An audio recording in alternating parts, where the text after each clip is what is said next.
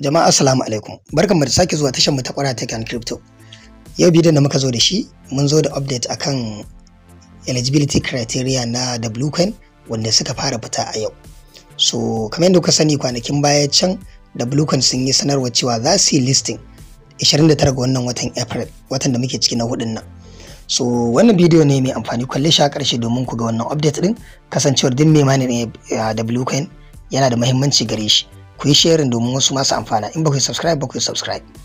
So idan muka shiga Telegram za mu je bot na Bluecoin, misali mu je community handle ɗinsu. Kun ga inda suka sanar cewa yau sun gama pre-market na NFT na Bocha. So yanzu me na gaba shine suka ce airdrop phase begins. Yanzu sun fara bangare na airdrop. So shine suke gode waɗanda suka yi mintin Bocha, sannan daga ƙasa ga wani sako nan tsakiyar nan da suka ce the airdrop page has been updated. Sun sabunta paging airdrop a cikin bot na Bluecoin da muke yin mining. And starting today, daga yau eligibility conditions will appear one by one.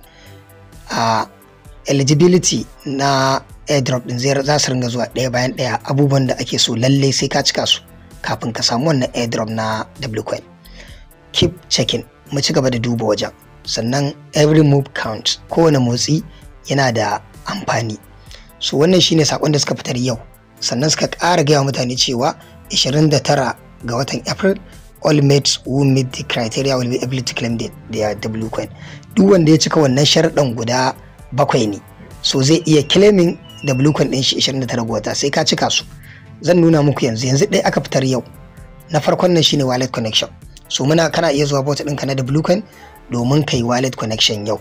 So idan ka fara daga nan za mu ta dubawa, suna sakawa muna dubawa. Kun ga tsakiyar nan ake tabawa. So kun ga abu na farko yau shine wallet connection. Gashi nan suka ce connected on wallet, nayi connecting wallet dina.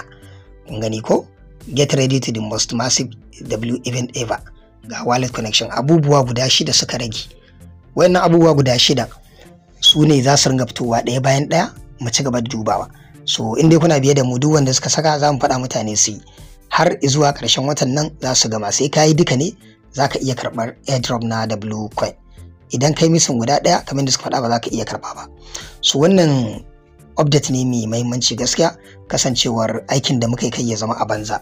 Kuma sannan ku yi ƙoƙari ku yi join ga channels ɗinmu duka, da Telegram da Facebook da kuma group ɗinmu ma na WhatsApp, saboda samun update. Saboda duk wasu update da kuke gani muna saka su akan lokaci, kuma muna fata insha Allah za mu yi amfana baki ɗaya. Sai anjima.